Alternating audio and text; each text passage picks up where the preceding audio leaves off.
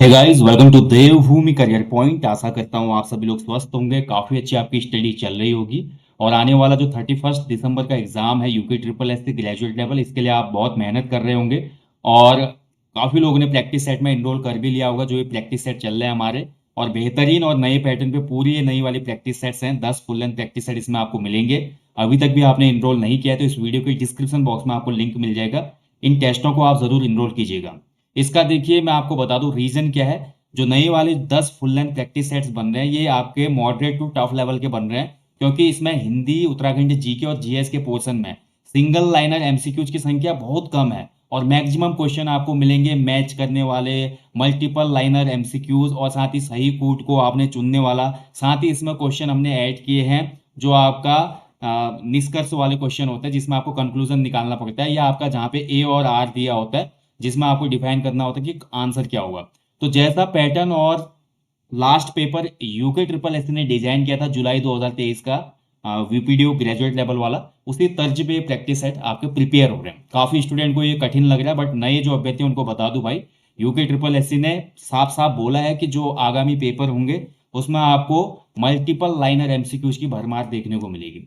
अब देखिए, काफी लोगों का कहना है कि चलिए ठीक है, जो आप पेपर दे रहे हैं 10 फुल लेंथ प्रैक्टिस सेट, वो तो आपके मॉडरेट टू टफ लेवल के नए पैटर्न पे हैं, अधिकांश क्वेश्चन उसमें आपके मल्टीपल लाइनर एमसीक्यूज हैं। बट हमारे जो इजी क्वेश्चन का रिवीजन है वो कैसे होगा, तो आपके इस प्रॉब्लम का सॉल्यूशन भी मैंने इस कोर्स में कर दिया है।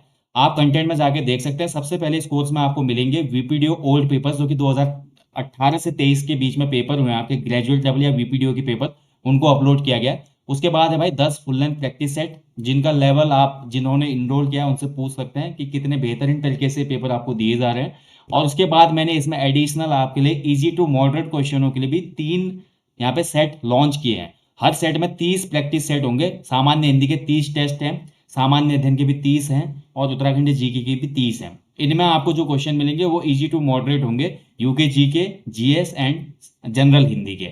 तो आपका इजी टू मॉडरेट क्वेश्चनों का रिवीजन हो ही जाएगा। साथ ही जो मैं फुल लेंथ प्रैक्टिस सेट आपको करवा रहा हूँ, अभी तक 4 ही पेपर हुए हैं इसमें, क्योंकि अभी 18 दिसंबर से शुरू हुई थी ये टेस्ट सीरीज। तो आने वाले समय में जो 10 होंगे ये थोड़ा आपके मॉडरेट टू टफ लेवल के होंगे। इसमें अगर देखिए डेमो अगर आप देखना चाहते हैं तो मैं आपको डेमो इसका दिखा सकता हूँ।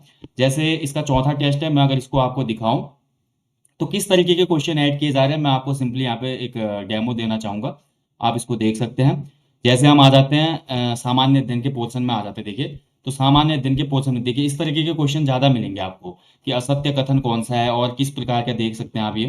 ठीक है। और ऐसे उत्तराखंड की भी मैं बात करूँ तो उत्तराखंड में देखिए इस तरीके के क्वेश्चन, कि आपका कथन दिया होता है और रीजन दिया होता है, तो इसको आपने सेलेक्ट करना होता है। तो लेटेस्ट पैटर्न जैसा यूके ट्रिपल एससी ने फॉलो किया था, उसी को यहाँ पे दिया गया है इन सभी नए वाले प्रैक्टिस सेट्स में। इसीलिए मैं आपको बोल रहा हूँ कि आप लोग इन प्रैक्टिस सेट्स को इनरोल जरूर कीजिएगा।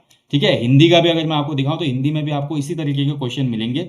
आप देख सकते हैं, देखिए सुमेलित करने वाले ज्यादा क्वेश्चन आपको मिलेंगे, और उसके अलावा बहुत से ऐसे क्वेश्चन मिलेंगे जो आपको इस बार थोड़ा अलग लगेंगे। तो लेकिन आपकी जो प्रैक्टिस है बहुत अच्छी होगी, इसीलिए मैं बार बार बोल रहा हूँ कि इन 10 प्रैक्टिस सेटों को इनरोल जरूर करना, बहुत हेल्पफुल रहेंगे।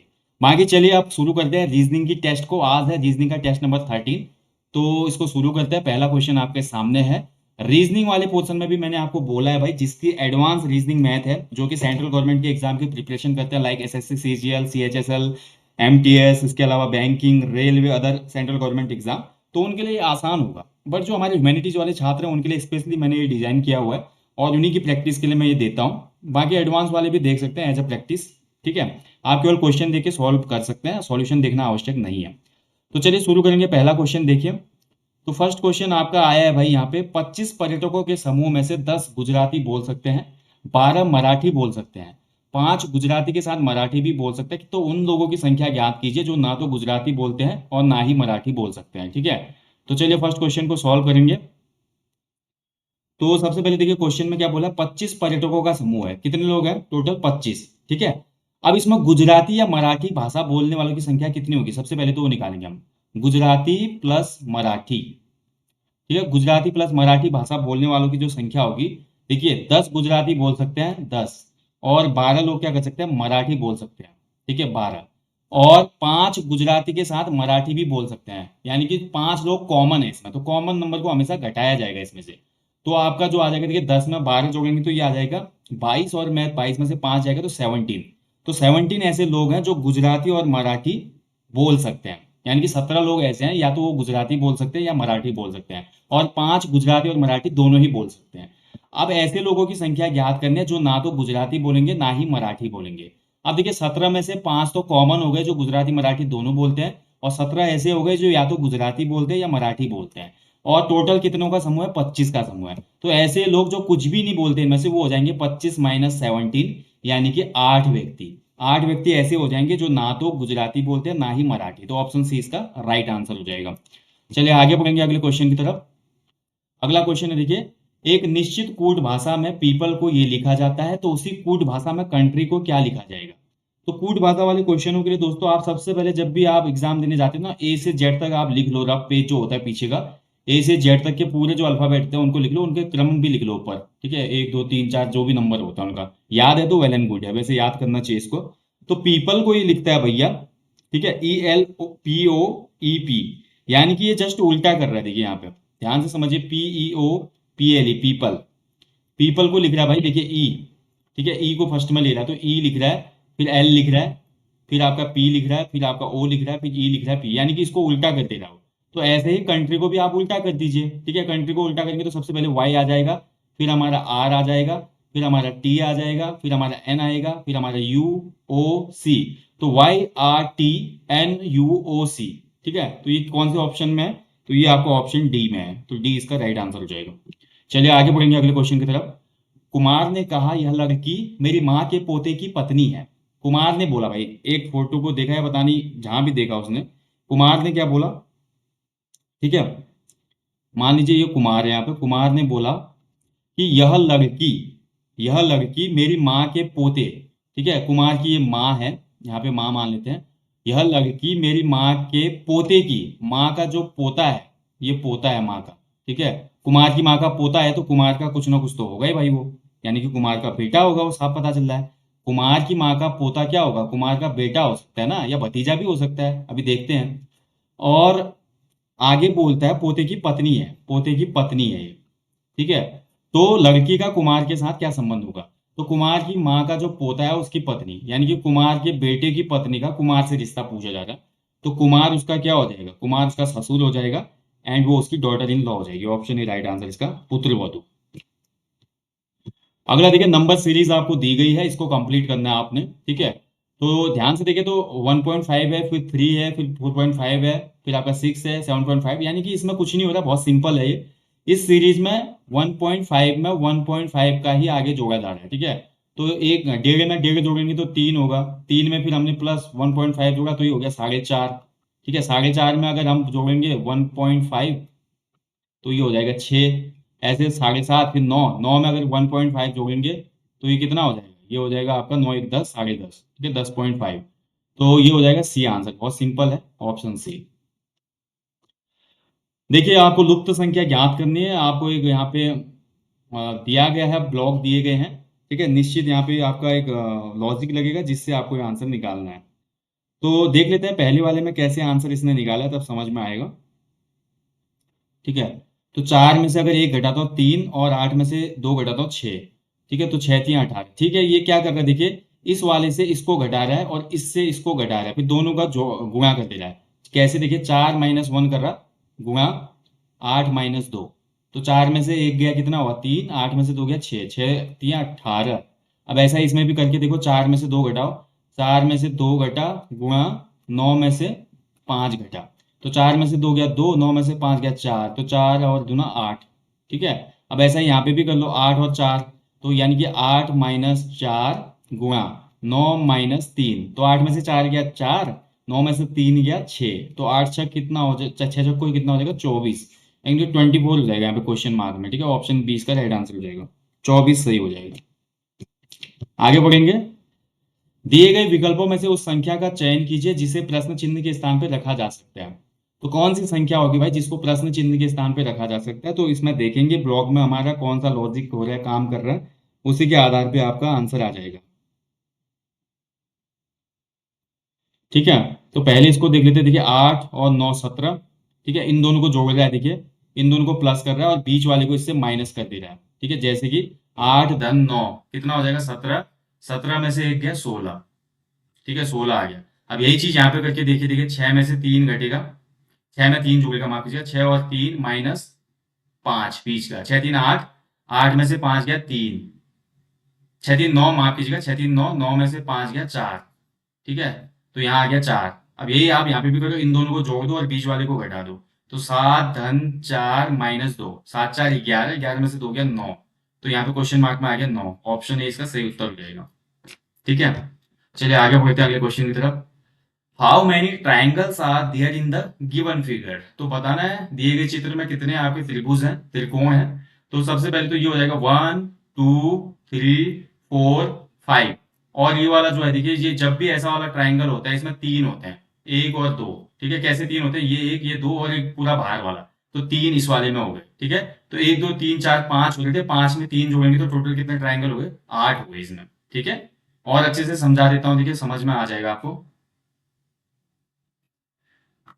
तो पहला ट्राइंगल ये हो गया एक, फिर ये हमारा एक एक एक, ठीक है, ये एक ये एक ये एक, फिर ये एक पूरा ही बाहर वाला, ठीक है, ये भी एक हमारा एक हो जाएगा। अब जोड़ दो इन सबको, 1 2 3 4 5 6 7 8, ठीक है। चलिए आगे बढ़ेंगे। इनमें से कौन सा आरेख बैगन भोजन और सब्जी को सही ढंग से दर्शाता है? Which of the following diagrams correctly represents brinjal food vegetable? तो ध्यान से देखेंगे भैया, जो हमारा ब्रिंजल है और वेजिटेबल है ये तो सेम ही हो जाएगा, वेजिटेबल के अंदर ही ब्रिंजल आएगा हमारा, है ना, वेजिटेबल के अंदर ही तो आएगा ना ब्रिंजल।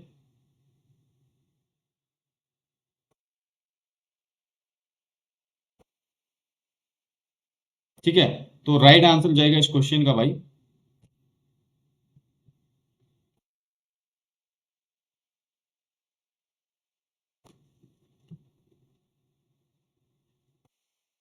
तो ये हो गया भाई हमारा बैगन, ब्रिंजल हो जाएगा बैगन, ठीक है। बैगन किसके अंदर आएगा, सब्जी के अंदर आएगा, बैगन क्या है, सब्जी के अंदर आएगा ना, सब्जी के अंदर ही तो आता है आलू बैगन सब। और बैगन और सब्जी जो है भाई हम क्या करते हैं, भोजन के रूप में प्रयोग करते हैं, तो ये हमारा भोजन हो जाएगा, ठीक है, भोजन यहाँ भी जाएगा थोड़ा, तो ये हमारा भोजन हो जाएगा। तो इस आधार पे हम देखते हैं, तो सही डायग्राम है ऑप्शन सी, ठीक है। ये हमारा बैगन हो गया ब्रिंजल, ये हमारा वेजिटेबल हो गया, और ये हमारा फूड हो गया, ये वाला सही रहेगा।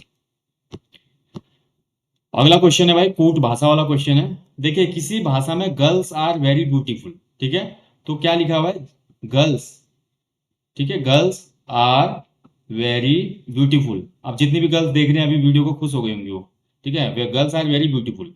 इसके लिए कोड है भाई 9234, ठीक है। इसके बाद देखिए पर्सन नीड एनकरेजमेंट, तो पर्सन्स, अच्छा ब्यूटीफुल भी आगे, ब्यूटीफुल पर्सन्स नीड इंकरेजमेंट, तो ब्यूटीफुल के लिए भी यहाँ पे कोट क्या है भाई, देखिए 4 5 6 7। अब ध्यान से देखिए दोस्तों, girls are beautiful, beautiful persons need encouragement, तो यानी कि ब्यूटीफुल का तो हमको साफ पता चल गया, जो कोट है यहाँ भी 4 आया है देखिए, और 4 इसमें भी आया है, और बाकी जो वर्ड है इसमें अलग है, इसमें अलग है, यानी कि भैया 4 तो हमको पता चल गया ब्यूटीफुल का है, ठीक है। और encourage is very important person are rare, इसका कोड है 2680, तो उसी भाषा में इनकरेजमेंट का कोड क्या होगा? तो अब देखिए इसको हमने थोड़ा कॉमन लेना पड़ेगा। अब यहाँ पे देखिए इनकरेजमेंट वाले में हमारा 5 6 7 था, और नीचे वाले में अगर हम ध्यान से देखें तो यहाँ पर हमारा देखिए 2680 आ रहा है, और नीचे वाले सेंटेंस में भी इनकरेज शब्द है और यहाँ पे 6 यूज हुआ है, और 6 ऊपर वाले में भी यूज हुआ है, तो 6 कॉमन हो गया दोनों में, ठीक है। तो यानी कि एनकरेजमेंट के लिए जो शब्द है, एनकरेजमेंट के लिए जो शब्द है जो न्यूमेरिक रखा गया है कोट में, वो 6 है, तो आंसर हो जाएगा इसका क्या, माफ कीजिएगा 5, ठीक है। Girl beautiful person need encouragement, 4 5 6 7 है 5, और encouragement is very important person are rare के लिए कोड है 2680, ठीक है। तो 6 होगा इसका उत्तर, इसमें आई थिंक गलती हुई है क्वेश्चन में, एक बार आप भी चेक कीजिएगा इसको, क्योंकि इस वाले में तो 5 है ही नहीं ना, 5 इसमें है नहीं, और 7 9 दे रहा है, 7 भी इसमें है नहीं, इनकरेजमेंट नीचे भी है। 4 अगर कॉमन लेते तो 4 तो ब्यूटीफुल के लिए है, ठीक है, 6 ही कॉमन आ रहा है भाई इसमें, 6 केवल कॉमन आ रहा है, तो देख लेना एक बार, मेरे को लगता है कुछ त्रुटि है क्वेश्चन में। चलिए अगला क्वेश्चन है डायरेक्शन वाला क्वेश्चन है। रानी अपने घर से पहले 15 मीटर सामने और फिर 15 मीटर दाएं चलती है। उसके बाद हर बाएं मुड़ते हुए वह क्रमशः 10, 25 और 25 मीटर चलती। अब वो अपने घर से कितनी दूर है? देखिए क्वेश्चन को बड़ा तेज घुमा दिया इसने।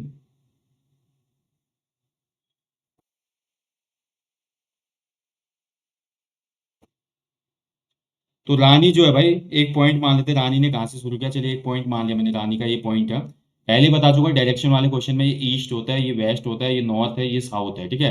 रानी यहाँ से चलना शुरू करती है। मान लीजिए उसका घर ये है, ठीक है, घर ये है मान लेते हैं, ये सामने है उसका। तो रानी अपने घर से पहले 15 मीटर सामने चलती है, यानी कि 15 मीटर वो यहाँ चलती है, ठीक है, 15 मीटर ये मान लिया। उसके बाद फिर 15 मीटर दाएं चलती है, 15 मीटर यहाँ चलती है, फिर 15 मीटर दाएं चलती है, 15 मीटर यहाँ चली गई दाएं। फिर बोल रहा है वो, उसके बाद हर बार बाएं मुड़ते हुए, यहाँ से बाएं मुड़ेगी और 10 मीटर चली, ठीक है, फिर बाएं मुड़ी, 25 मीटर चली, तो 15 ये था, तो 10 आगे चली गई यहाँ से, ठीक है, ये 10 हो जाएगा बचा हुआ, ये 10 हो जाएगा, टोटल 25 चली है। अब वो अपने घर से कितनी दूर है? अब वो यहाँ पे पहुंच गई भाई, देख सकते हो आप, ठीक है। तो अब देखिए वो अपने घर से कितनी दूर है, अगर यहाँ से हम देखते हैं, प्रारंभिक बिंदु ये था उसका 15 और 10, 25, ठीक है। तो 15 और 10 कितना हो जाएगा, इसका टोटल लेंथ हमारी कितनी हो जाएगी, 25।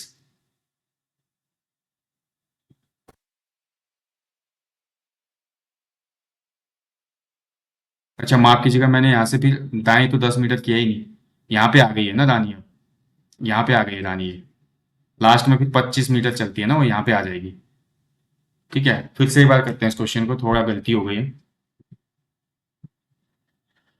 देखिए थोड़ा समय कभी कभी ज्यादा लग जाता है, इसके लिए माफी चाहता हूँ, ठीक है। रानी ने यहाँ से चलना शुरू किया, रानी का प्रारंभिक बिंदु ये है, रानी यहाँ से चली 15 मीटर, ठीक है, सामने, फिर अब वो मुड़ी 15 मीटर दाएं, ये 15 हो गया, ये 15 दाएं हो गया, फिर 10 मीटर वो हमारे बाएं मुड़ती है, ये पहला 10 दिया है ना इसमें। फिर यहाँ से वो क्या करती है, 25 मीटर क्या करती है, बाएं मुड़ी की ओर, ये चलेगी भाई 25 मीटर वो बाएं, ठीक है। फिर यहाँ से वो 25 मीटर और बाएं मुड़ती है, तो यहाँ पे पहुंच गई वो, ठीक है। तो यहाँ पे देखिए, तो यहाँ से देखिए 25 ये है, और हमारा कितना कम हो गया, ये 15 मीटर की डिस्टेंस कम हो गई है, तो यानी कि 25 - 15। तो हमारा रानी जो है अब घर से कितनी दूर है, यहाँ पे रानी पहुंच गई, यहाँ पे उसका घर था, ये इन दोनों के बीच की डिस्टेंस जो है वो 10 मीटर, ठीक है, कितनी है, 10। तो राइट आंसर हो जाएगा इसको ऑप्शन डी, 10 मीटर, ठीक है। देखिए कभी कभी हो जाता है, क्वेश्चन में फंस जाता है आदमी और गलती हो जाती है, इस क्वेश्चन को एक बार आप लोग देख लेना, कूट भाषा वाला। आई थिंक इसमें कुछ रह गया हो, या मेरे से गलती हो, या क्वेश्चन में ही गलती हो सकती है। बाकी दोस्तों जल्दी मिलूंगा आपको नेक्स्ट सेशन में, तब तक आप लोग अच्छे से अपनी स्टडी करें, मेहनत करते रहें भाई। और रीजनिंग की क्लासेस, जीएस की क्लासेस, उत्तराखंड जीके की क्लासेस, या हिंदी की क्लास जो भी मैं आपको दे रहा हूँ, उसको आप जरूर फॉलो करना, बहुत ही हेल्पफुल रहेंगी आगामी परीक्षा के लिए। Thank you for watching. जय हिंद, जय देवभूमि।